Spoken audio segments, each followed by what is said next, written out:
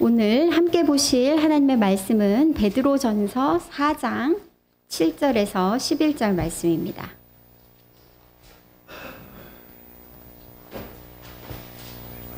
베드로전서 4장 7절에서 11절 말씀 함께 보도록 하겠습니다. 신약성경 381페이지입니다.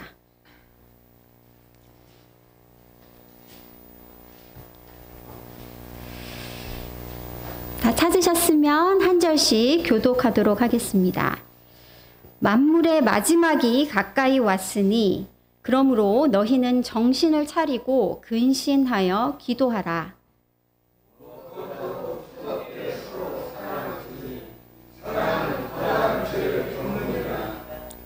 서로 대접하기를 원망 없이 하고 각각 은사를 받은 대로 하나님의 여러 가지 은혜를 받는 선한 청지기 같이 서로 봉사하라. 11절 다 같이 읽겠습니다. 시작. 만일 누가 말하려면 하나님의 말씀을 하는 것 같이 하고 누가 봉사하려면 하나님이 공급하시는 힘으로 하는 것 같이 하라. 이는 범사에 예수 그리스도로 말미암아 하나님이 영광을 받으시게 하려 함이니 그에게 영광과 권능이 세세에 무궁하도록 있느니라. 아멘. 아멘. 지난 시간에 저희가 육체의 남은 때를 하나님의 뜻을 따라 살라라는 제목으로 지난달에 설교를 들었습니다. 오늘 말씀이 그 본문에서 이어지고 있는 본문인데요. 시작을 만물의 마지막이 가까이 왔다라는 말로 시작하고 있습니다. 베드로는 하나님의 심판 때가 가까이 왔다, 만물의 마지막이 가까워왔다라는 말씀으로 오늘 본문을 시작하고 있습니다.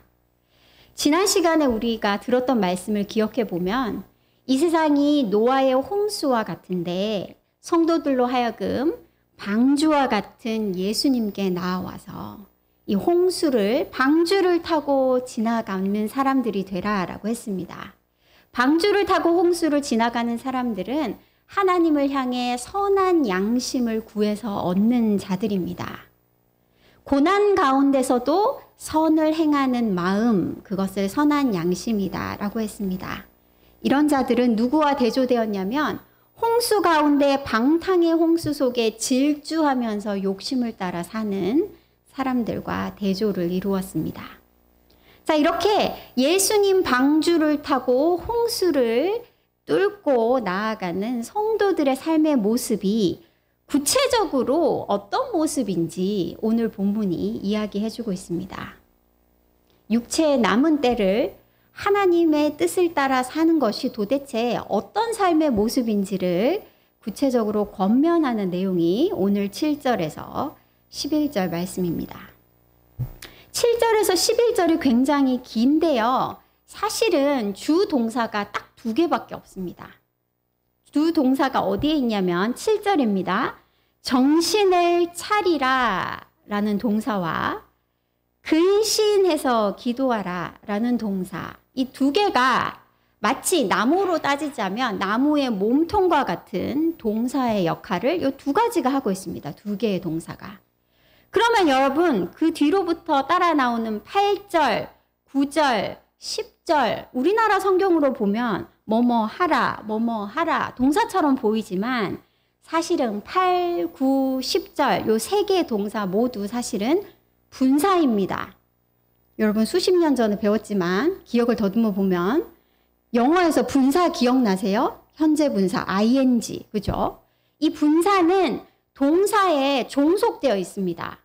몸통과 같은 뼈대는 뭐라고요? 정신을 차리라, 근신하여 기도하라. 그 몸통에서 뻗어나오는 가지와 같은 것이 바로 8절, 9절, 10절인데 그 세 개의 분사가 뭐냐면 뜨겁게 서로 사랑하라, 서로 원망 없이 대접하라, 그리고 마지막 10절은 선한 청지기 같이 서로 봉사하라 라는 요 세 개의 가지입니다. 요 세 개의 가지는 혼자 서 있는 것이 아니라 몸통과 같은 이 두 개의 명령에 붙어 있습니다. 두 개의 명령이 뭡니까? 정신을 차리라, 근신하여 기도하라 라는 겁니다. 자, 이 정신을 차리라 라는 동사는 성경 속에 어디 나오냐면요. 군대 귀신이 들렸던 거라사 거린 이야기에서 나옵니다. 군대 귀신, 그쵸? 셀 수 없는 귀신이 들어서 자신의 몸을 상하게 하고 벌거벗은 채 무덤가에 살고 있던 그 거린이 예수님이 그 귀신을 쫓아내시자 어떻게 됐냐면 정신이 온전하여져서 옷을 입고 예수님 옆에 앉아 있게 됩니다. 그때 사용된 그 단어가 똑같은 단어입니다. 정신을 차리다 라는 그 단어입니다. 근신하다라는 단어가 또 나옵니다. 그죠? 근신하다라는 단어는 바로 다음 장인 5장 8절에 등장합니다. 5장 8절을 한번 같이 읽어보겠습니다. 시작. 근신하라, 깨어라, 너희 대적 마귀가 우는 사자같이 두루다니며 삼킬 자를 찾나니. 5장 8절이 근신하라, 깨어라 라는 말씀으로 시작합니다. 여기에 쓰인 단어가 바로 근신하다라는 단어입니다. 근신하다라는 단어의 반대의 말은 무엇이냐면 술 취하다, 잠들다입니다. 제정신을 놓고 술 취한 상태, 정신을 잃고 잠이 들어있는 상태, 그것의 반대말이 바로 깨어있는 상태, 근신하다입니다. 오늘 본문이 이야기하고 있는 나무의 둥치와 같은 몸통과 같은 핵심을 이루는 명령이 뭡니까? 정신을 차리고 깨어있으라 라는 말입니다. 왜 그렇습니까? 우리를 거기 보시면 8절에 너희 대적 마귀가 우는 사자와 같이 두루다니며 삼킬 자를 찾나니. 내가 알지 못하는 사이에 이 세상에 두루다니며 삼킬 자를 찾는 마귀에게 속아 세상의 목소리에 속아서 나도 모르게 잠이 들어있다는 겁니다. 나도 모르게 술이 취해서 정신을 놓고 흥청망청하고 있다는 겁니다. 오늘 본문에서 베드로는 강력한 두 개의 명령어를 이야기하고 있습니다. 정신을 차리라, 근신하여 기도하라 라고 이야기합니다. 성도들이 너무나 쉽게 마귀에게 속고 세상에 속아 잠에 빠져든다라는 것을 지적하고 있습니다. 이렇게 정신을 차리고 근신해서 기도할 때에 나무의 둥치가 세워질 때에 거기서부터 뻗어나오는 가지가 바로 8절에서 10절까지의 세 가지 분사입니다. 첫 번째 8절을 한번 보겠습니다. 정신을 차리고 근신해서 기도할 때 어떤 일이 일어난다라고 얘기합니까? 뜨겁게 서로 사랑할지니 라고 얘기합니다. 이 본문에 이 문장에 등장하는 뜨겁게라는 단어가 성경 속의 다른 곳에 어느 곳에 쓰였는지를 살펴보면 이 단어의 뜻을 알 수 있습니다. 이 단어가 어디에 쓰였냐면 사도행전 12장 5절에 쓰였거든요. 제가 읽어볼게요. 이에 베드로는 옥에 갇혔고 교회는 그를 위하여 간절히 하나님께 기도하더라. 이 본문에서 간절히라고 번역된 이 단어가 오늘 본문의 뜨겁게입니다. 사도행전 12장에 어떤 일이 일어나고 있습니까? 야고보가 잡혀서 순교당했습니다. 헤롯 왕이 예루살렘 교회의 지도자 목사님 야고보를 붙잡아다가 목을 쳐서 순교시켰습니다. 이제 두 번째로 예루살렘 교회의 지도자인 베드로를 잡아다가 옥에 가둔 상황입니다. 여러분, 예루살렘 교회 성도들의 마음을 기억해 보시기 바랍니다. 생각해 보시기 바랍니다. 야고보라는 지도자를 잃었습니다. 베드로 역시 지금 옥에 갇혀 있습니다. 그 상황에 백성들이, 성도들이 모여서 기도하고 있는 장면을 지금 묘사하는 겁니다. 그를 위하여 간절히 하나님께 기도하더라. 여러분, 그 기도가 설렁설렁하는 기도였을 것 같습니까? 들으시면 좋고 안 들으셔도 상관없다라는 기도겠습니까? 목숨을 내어놓고 있는 힘을 짜내어서 기도하는 모습을 이야기할 때에 뜨겁게 간절히라는 이 단어가 쓰였습니다. 이 단어가 등장하는 또 다른 본문이 있습니다. 누가복음 22장 44절에서도 이 단어가 쓰였는데요. 제가 한번 읽어보겠습니다. 예수께서 힘쓰고 애써 더욱 간절히 기도하시니 땀이 땅에 떨어지는 핏방울같이 되더라. 이 예수님의 기도를 묘사할 때에 예수님께서 간절히 기도하시니라고 할 때 쓰인 단어입니다. 얼마나 뜨겁고 간절하게 기도하셨든지 예수님의 이마에서 떨어지는 땀방울이 핏방울과 같이 되었더라라고 묘사합니다. 예수님께서 하신 기도는 설렁설렁 쉬엄쉬엄 하신 기도가 아닙니다. 자신의 온 힘을 짜내어 목숨을 걸어놓고 하는 기도의 모습을 묘사할 때에 뜨겁게 간절하게라는 이 단어가 사용되었습니다. 오늘 본문에서 베드로는 우리에게 무엇이라고 얘기합니까? 성도의 삶은 어떠해야 된다라고 얘기합니까? 서로 뜨겁게 사랑하라. 그냥 내가 가진 힘의 여분으로 설렁설렁 할 수 있는 만큼이 아니라 내가 가진 모든 힘을 짜내어 땀방울이 핏방울이 되도록 내 목숨을 걸어놓고 뜨겁게 사랑하라라고 이야기하고 있습니다.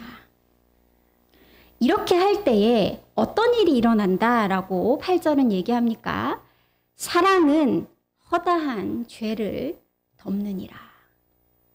이 허다한이라는 단어도 성경 속에 여러 번 쓰였는데요. 예수님을 따라다니는 허다한 무리들이라고 얘기할 때 이 단어가 쓰였습니다. 예수님이 베드로와 제자들에게 명령해서 그물을 바다에 던지게 하셨을 때 잡힌 고기를 묘사할 때, 물고기를 묘사할 때 이 허다한이라는 단어가 쓰였습니다. 무슨 얘기입니까? 셀 수 없이 많다라는 뜻입니다.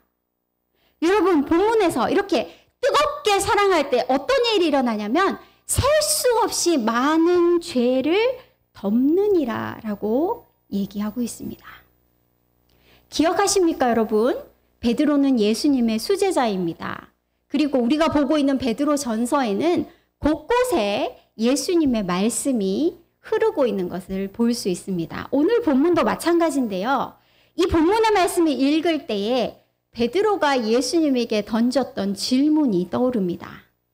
베드로가 예수님에게 무엇이다라고 물어본 적이 있냐면 마태복음 18장에서 예수님, 형제가 내게 죄를 범하면 7번 용서해 주면 되리까? 라고 물어봤습니다. 7번 용서해 주면 거의 성자입니다, 여러분. 같은 사람이 나한테 같은 죄를 7번 지었는데 7번 용서해 준다고요? 가능합니까? 세상 속에 그런 사람이 있으면 의인이다라고 칭할 만합니다. 그런데 예수님이 베드로의 이러한 질문에 한 가지 비유를 이야기하셨습니다. 그 비유 속에 한 사람이 나옵니다. 이 사람이 왕에게 10,000달란트의 빚을 탕감받았습니다. 그런데 이 사람이 그 10,000달란트 빚을 탕감받은 다음에 나가다가 누구를 만나냐면 100데나리온 빚진 친구를 만납니다. 그리고 그 친구에게 왜 내 빚을 안 갚냐라고 멱살을 잡고 감옥에 넣어버립니다. 여러분, 10,000달란트가 얼마 정도 되시냐면요. 우리나라 돈으로 지금 현재 돈으로 하면 30조 정도 되는 돈입니다. 30조의 빚을 탕감받은 자. 오늘 이 비유에 나오는 은혜를 모르는 자 같지 않고 하나님 앞에 나아가서 정신을 차리고 근신해서 깨어서 기도하는 사람은 무엇을 깨닫게 됩니까? 아, 내가 탕감받은 빚이 하나님이 내게 부어주신 은혜가 30조의 빚이구나. 내가 도저히 갚을 수 없는 이 죄를 하나님이 다 탕감해 주셨구나를 깨닫게 됩니다. 10,000달란트 빚을 탕감받은 것을 깨달아 아는 사람은 어떻게 됩니까? 나에게 100데나리온 빚진 형제, 1,000,000원쯤 내게 빚진 자의 빚을 얼마든지 탕감해주고 또 탕감해 줄 수 있게 됩니다. 오늘 본문이 이야기한 것이 무엇입니까? 깨어 있어서 기도하는 자는 형제를 뜨겁게 사랑하게 되고 형제의 죄를 셀 수 없이 허다하게 용서하는 자가 된다라고 오늘 본문은 이야기하게 됩니다. 근신하여 기도하는 성도들은 예수님의 가르치심대로 70번씩 7번이라도 용서하는 자가 됩니다. 이 나무의 둥치에서 뻗어나온 두 번째 가지를 한번 보겠습니다. 9절입니다. 서로 대접하기를 원망 없이 하고. 언제 원망이 생깁니까? 아니, 내가 자기에게 어떻게 해줬는데 나한테 이렇게 대접해? 라는 원망이 생깁니다. 내가 해준 만큼 대접받지 못하면 원망하는 마음이 생기게 됩니다. 이 역시 어떻게 오늘 본문에 서로 대접하기를 원망 없이 할 수 있습니까? 하나님 앞에 나아가서 내가 하나님께 어떤 대접받은 것을 깨닫게 되면 형제가 나를 어떻게 대접하든지 상관없이 원망 없이 그에게 선하게 대접할 수 있게 됩니다. 마지막 가지를 한번 보겠습니다. 10절인데요. 같이 한번 읽어볼까요? 시작. 각각 은사를 받은 대로 하나님의 여러 가지 은혜를 맡은 선한 청지기 같이 서로 봉사하라. 선한 청지기 같이 서로 봉사하라 라고 말합니다. 아까도 말씀드렸지만요. 베드로는 예수님의 가르침을 늘 마음에 품고 이 베드로 전서를 쓰고 있다라는 것이 곳곳에 보이는데 오늘 본문도 마찬가지입니다. 오늘 본문의 말씀을 사실 떠올리는 예수님의 가르침이 마태복음 24장과 25장에 등장합니다. 마태복음 24장과 25장을 한번 같이 볼게요. 마태복음 24장과 25장입니다. 24장을 보시면 예수님께서 사랑에 대해서 얘기하는 부분이 나옵니다. 사랑에 대해서 한번 보실까요? 마태복음 24장 5절입니다. 많은 사람이 내 이름으로 와서 이르되 나는 그리스도라 하여 많은 사람을 미혹하리라. 9절 그때 사람들이 너희를 환난에 넘겨주겠고 너희를 죽이리니 너희가 내 이름 때문에 모든 민족에게 미움을 받으리라.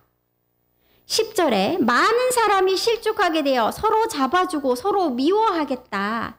그래서 어떤 일이 일어난다고 합니까? 12절에 불법이 성함으로 많은 사람의 사랑이 식어지리라.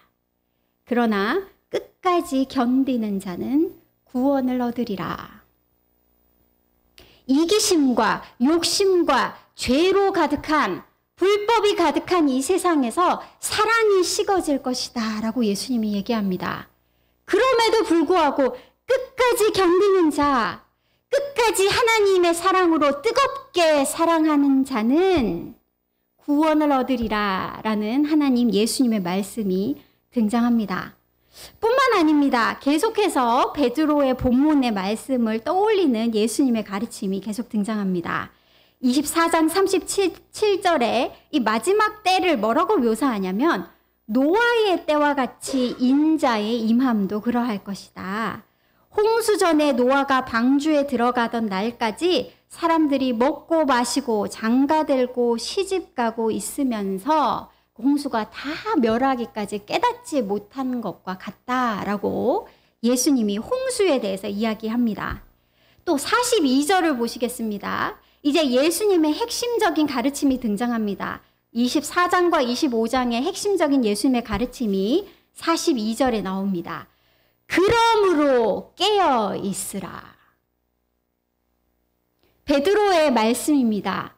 정신을 차리고 근신하여 기도하라 라는 말씀이 바로 예수님의 이 깨어있으라 라는 가르침을 기억나게 합니다.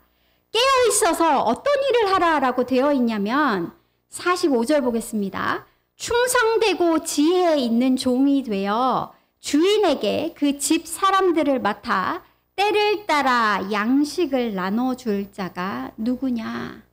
깨어있어서 무엇을 하라라고 합니까? 선한 청지기가 같이 봉사하라 라는 말씀을 예수님께서 하셨습니다. 그리고 이어지는 25장에서 예수님이 두 개의 비유를 드시거든요. 첫 번째 비유가 뭐냐? 열처녀의 비유입니다. 열처녀의 비유입니다. 여러분, 10명의 처녀가 신랑을 기다립니다.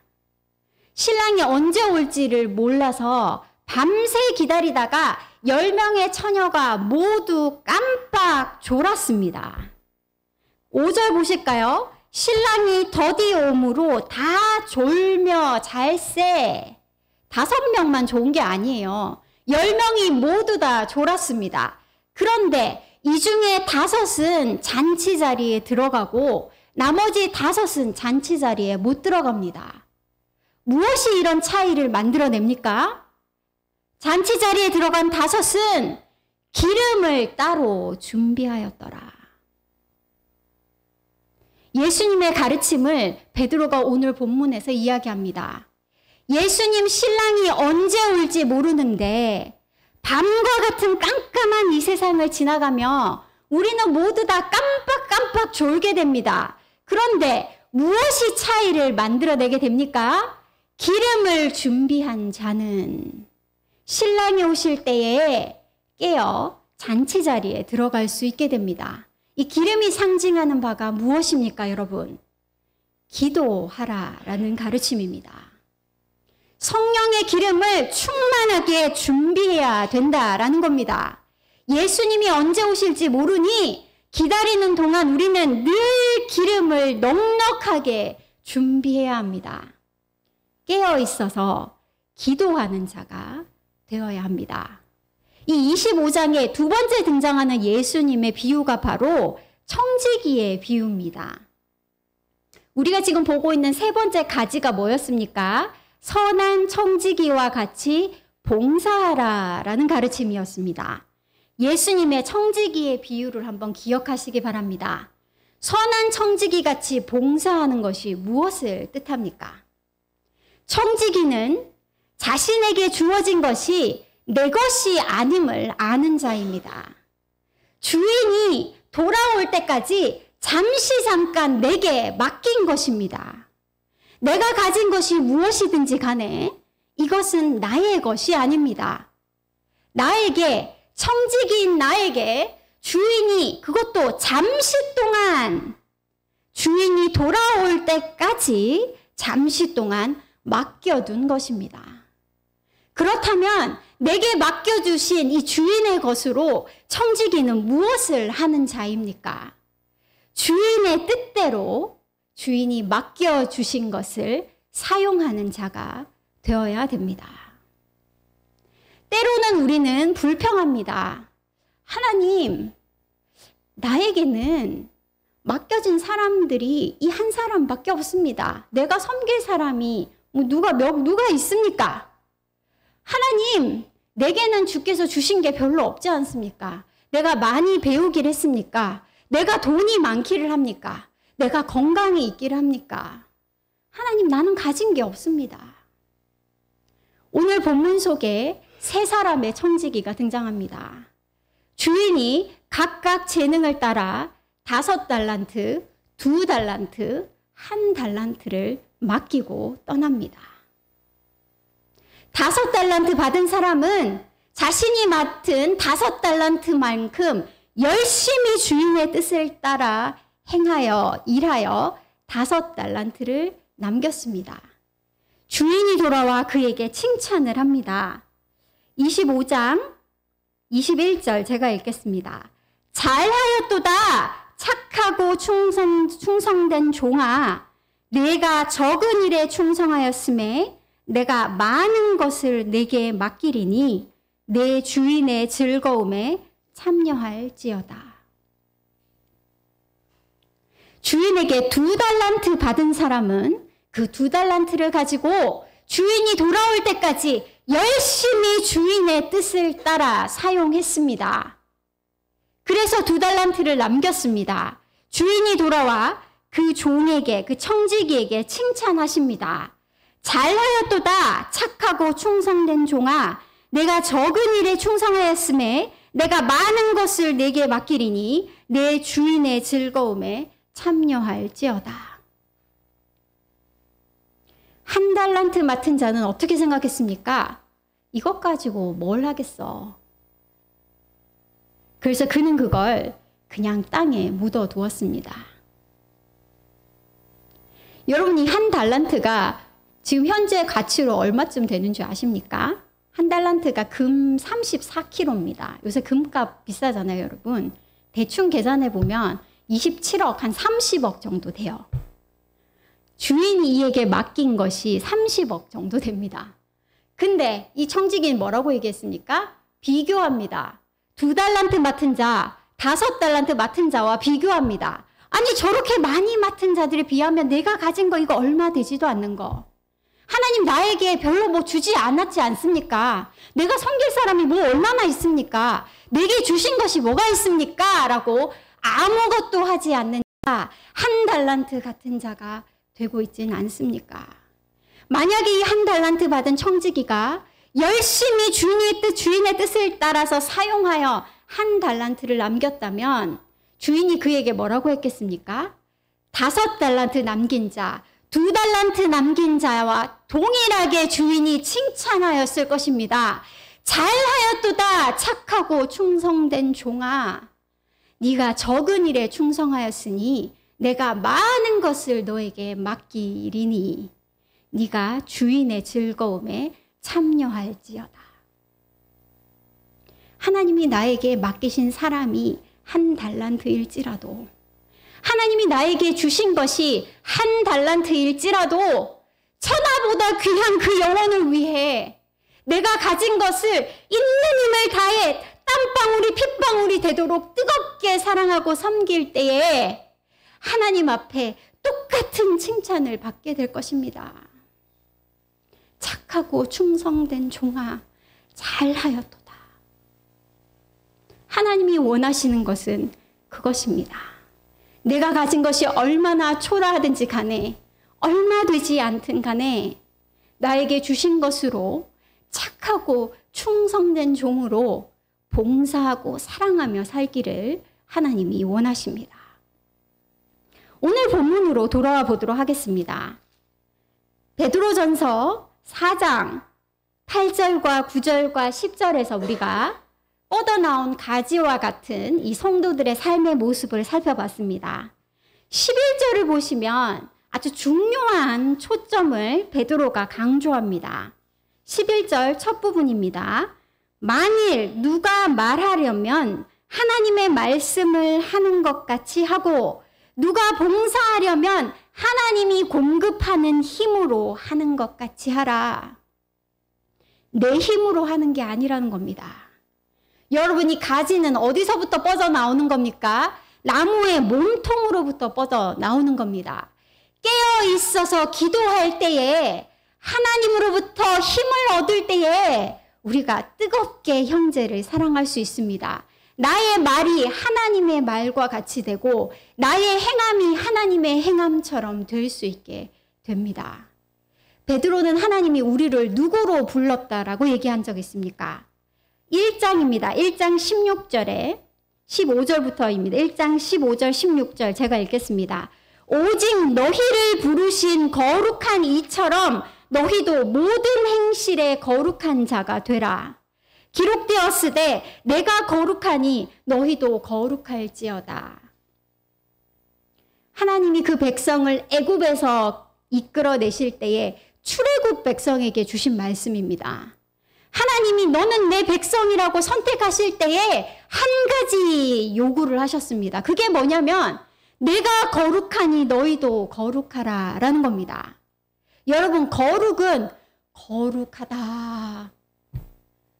무슨 하얀 긴 옷을 입고 이렇게 천천히 걷고 말하는 걸 얘기하는 게 아닙니다. 거룩은 하나님의 하나님 되심입니다. 하나님의 사랑, 하나님의 공의, 하나님의 자비하심이 바로 하나님의 하나님 되심입니다. 무슨 얘기입니까? 깨어있어 기도하여 힘을 얻고 하나님의 마음으로 하나님이 말하시는 것처럼 말하고 하나님이 행동하시는 것처럼 형제를 사랑할 때에 하나님의 거룩하심이 나를 통해 드러나게 되는 겁니다. 하나님이 거룩하신 것처럼 나도 거룩한 자가 되는 것입니다. 그것이 바로 하나님이 너는 내 백성이라 부르실 때에 우리에게 원하신 한 가지 뜻입니다. 그럴 때 어떤 일이 일어난다라고 합니까? 11절 끝부분입니다.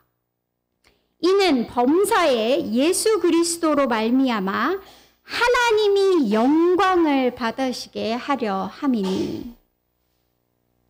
우리가 이렇게 하나님처럼 거룩한 자가 될 때에 하나님이 말씀하시는 것처럼 말하고 행동하는 자가 될 때에 누가 영광을 받으시게 됩니까? 하나님이 영광을 받으시게 됩니다. 베드로전서 2장 9절에서 이렇게 얘기했습니다.